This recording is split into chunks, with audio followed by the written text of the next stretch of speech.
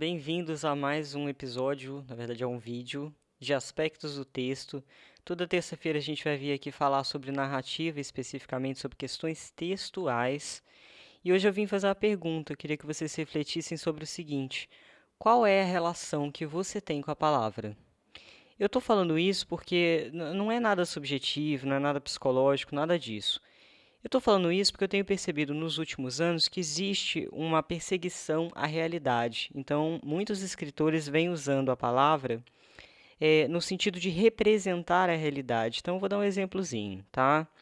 Luciana pousou o guardanapo sobre a mesa. Mesa é mesa, guardanapo é guardanapo. Acontece que essa abordagem literal da palavra, como a palavra como representando algum objeto, por exemplo, ela é só uma das possibilidades da palavra. Existem jogos que você pode fazer com as palavras de maneira a complexificar a interpretação do seu leitor, certo? Por exemplo, essa frase que eu acabei de dar de exemplo para vocês, eu digo que ela serve para passar uma informação. Então, Luciana pousou o guardanapo sobre a mesa, essa é a informação que está posta. É uma informação. E a palavra, ela pode, na verdade, abrir os sentidos daquilo que você está contando. Eu vou dar um exemplo do meu último livro. Tem uma cena lá que eu coloco assim: enfim, ela consertou o que havia errado em nós. Essa é a frase. Esse errado pode tanto significar, dependendo do leitor, e pelas leituras betas eu tive esse retorno, pode ser tanto o que ela havia errado em nós, como o que havia de errado conosco. A partir do momento que eu tiro a preposição de propósito, eu amplio o significado da frase. Então, vocês começam a entender que não necessariamente você precisa escolher palavras que deem a informação diretamente e sem abertura. Você pode começar a trabalhar as palavras, caso você queira, que não é obrigatório, de uma maneira mais aberta, né? Então, o que seria um uso aberto da palavra? É quando ela permite mais de uma interpretação. E isso pode ser alinhavado tanto na construção da frase, quanto, por exemplo, com alegorias e metáforas, né? A questão da metáfora, da alegoria, elas vão colocar determinadas palavras em contextos em que elas não são normalmente utilizadas. Isso é muito rico, porque as estruturas normativas, as estruturas sintáticas, como esse primeiro exemplo, né? Luciana pousou o guardanapo sobre a mesa, elas não surpreendem. E quando você começa a trabalhar a palavra com um pouco mais de camada, você não só abre para que o leitor construa o seu texto junto com você, quanto o seu próprio texto vai ficando muito mais rico, tá? A gente tem outros exemplos também, a gente tem os neologismos, né? O James Joyce fez isso, o Guimarães Rosa fez isso. O que é o neologismo? É quando se inventa uma palavra. E quando você inventa uma palavra que não existia antes, o que acontece é que o sentido não é dado como premissa, não existe um sentido prévio para aquela palavra. Então, você está colocando ali uma palavra que, claro, vai ser lida de acordo com o contexto, mas ela vai ter que ser construída por aquele leitor. Então, o neologismo ele já traz em si uma lida com a palavra que é uma lida mais aberta, né? Tem um conto que eu adoro, que é O Gato, do Ernest Hemingway. Não sei se vocês já leram. Se vocês não leram, eu sugiro demais esse conto, que é uma maravilha. Em que tem um casal dentro de um quarto de hotel e ela está falando que ela quer fazer uma série de coisas. Ela quer cortar o cabelo, ela quer, enfim, é uma infinidade de coisas que ela vai falando ali para o marido e ela vai atrás de um gato que está na chuva, do lado de fora do hotel. Hemingway usou palavras em relação ao gato, usou a fala da personagem que falava que queria cortar o cabelo, tudo isso como um um primeiro plano, certo, para o que estava atrás. Na verdade, o que estava sendo discutido ali, na verdade, era o casamento. Era o fato de que aquela mulher queria mudança. Então, veja, se o Ernest Hemingway fosse menos talentoso, ele teria falado isso de maneira literal.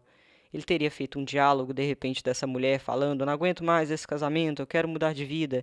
E, em vez disso, ele me construiu um conto em que as palavras que ela escolhe são palavras que apontam para o verdadeiro problema dela, para as verdadeiras angústias dela, apontam também para o fato de que ela não consegue falar ainda sobre isso claramente, e também constroem essa abertura que eu estou falando para vocês, que o Hemingway deixa para o leitor dele entender isso. O Hemingway confia que o leitor dele pode entender. Na escrita dos iniciantes, eu percebo muito isso. Às vezes, os autores têm medo de não serem entendidos. E aí eles sempre apostam na acepção literal das palavras, ou seja, mesa é sempre mesa, a ação é sempre uma informação e só, não tem subcamada, porque ele quer, de alguma maneira, que aquilo ali fique claro. A clareza é importante no texto? É importante, lógico que é importante, né? Ninguém gosta de um texto absolutamente confuso. Mas a poética, a construção da singularidade da linguagem, muitas vezes ela é mais importante do que uma clareza e uma objetividade e uma perseguição da representação. Eu queria que vocês tivessem isso bem claro na mente de vocês. Peguem os últimos textos de vocês e percebam se existe subleitura. Ou se tudo que você coloca ali, todas as ações ali, elas são representações literais. Nos livros mais comerciais, isso é mais comum, né? Porque o enredo é super forte, não necessariamente tem uma complexidade muito grande de personagem, não tem uma singularidade de linguagem. E aí, como o enredo está ali muito em primeiro plano, a representação fica muito forte. Acontece que existem outras tantas possibilidades, né? O que eu estou falando aqui é a palavra, em vez de a palavra como representação da coisa no mundo real, eu estou falando da palavra como uma ponte para novas representações. Você percebe a diferença? É uma diferença gigante. A palavra como nova representação também para as coisas. A palavra retirada do contexto em que a gente a tem no dia a dia, na nossa vida. A literatura, ela tem a capacidade de construir mundos. E esse mundo, ele é construído na palavra. Então, eu gostaria muito que vocês refletissem sobre isso.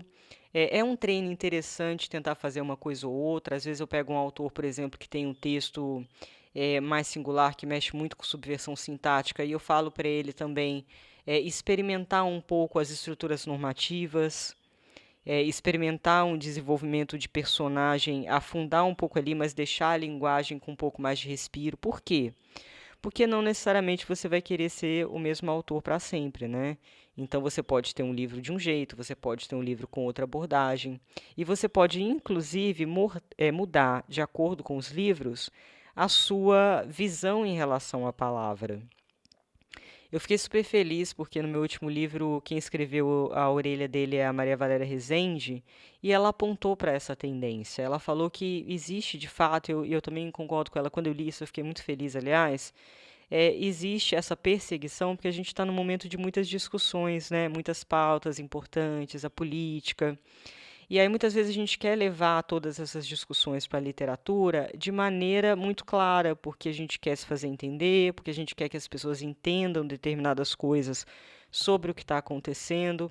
Acontece que a lógica da literatura é uma lógica tão aberta, tão rica, de maneira que eu não acredito, eu e Antônio Cândido, né, e um milhão de especialistas, não sou só eu acredito que a literatura ela não tem que perseguir mesmo a realidade, necessariamente.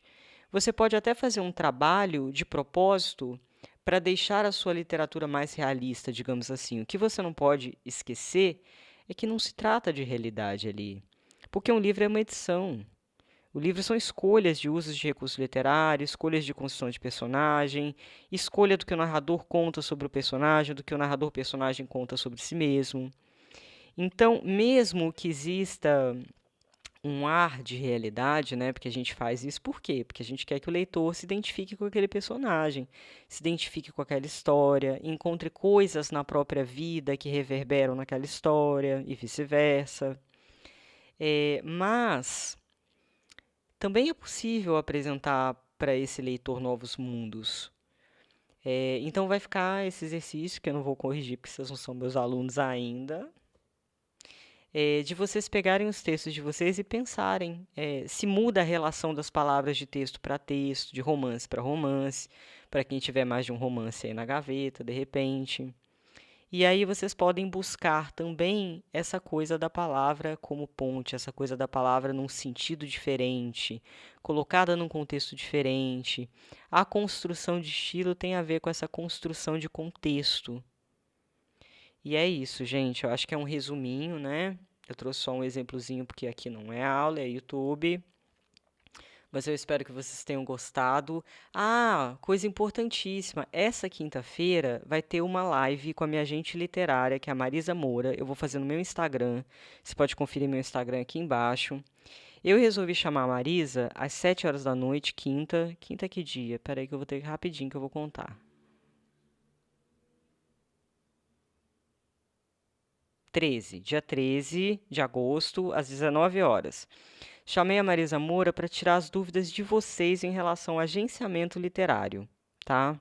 Já está marcado, então vocês podem ir no meu Instagram lá, mandar as perguntas de vocês, que ela vai super esclarecer. E quinta, né? Quinta a gente vai falar de carreira. Então, quinta a gente se vê por aqui de novo. Qualquer coisa, vocês veem a live da Marisa, que é mais importante porque o YouTube é perene, né? Os vídeos vão ficar aqui ad eternum. Então, vocês assistam a live da Marisa, quem tiver interesse, e depois aí vocês assistem o vídeo do YouTube, tá bom? A gente se vê no próximo vídeo.